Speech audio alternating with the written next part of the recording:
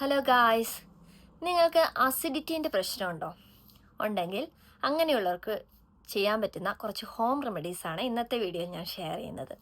അതായത് ഫസ്റ്റ് നമുക്ക് ചെയ്യാൻ പറ്റുന്നത് ഒരു ടീസ്പൂൺ മല്ലി ഉണ്ടല്ലോ, അത് ഒരു ടീസ്പൂൺ എടുത്ത് ഒരു ഓവർനൈറ്റ് സോക്ക് ചെയ്ത് വെക്കുക. കുറച്ച് വെള്ളത്തിൽ, ഒരു ഗ്ലാസ് വെള്ളത്തിൽ സോക്ക് ചെയ്ത് വെക്കുക.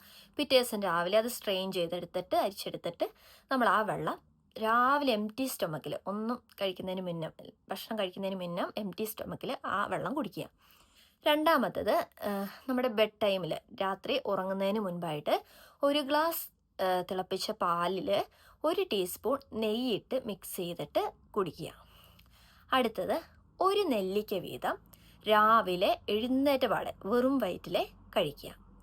പിന്നെയുള്ളത്, ഒരു 10-15 ഡ്രൈ ഗ്രേപ്സ് അഥവാ ഉണക്കമുന്തിരി ഒരു ഗ്ലാസ് വെള്ളത്തിൽ ഒരു ഓവർനൈറ്റ് സോക്ക് ചെയ്യിപ്പിച്ചിട്ട് വെച്ചിട്ട് പിറ്റേ ദിവസം രാവിലെ ആ വെള്ളം കുടിക്കുക. അതിനൊപ്പം തന്നെ ആ ഗ്രേപ്സ് കഴിക്കുകയും കൂടി ചെയ്യാം.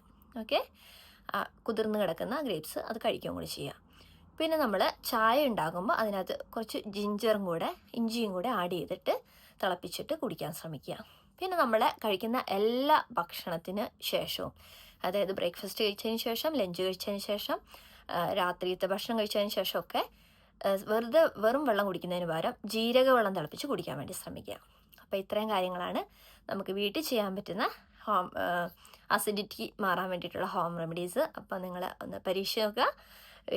എഫക്റ്റീവായിട്ടുണ്ടെങ്കിൽ വീഡിയോയിലൊന്ന് കമൻറ്റ് ചെയ്യുക. അപ്പോൾ അടുത്ത വീഡിയോയിൽ നമുക്ക് വീണ്ടും കാണാം. അതുവരെ എല്ലാവർക്കും ബൈ.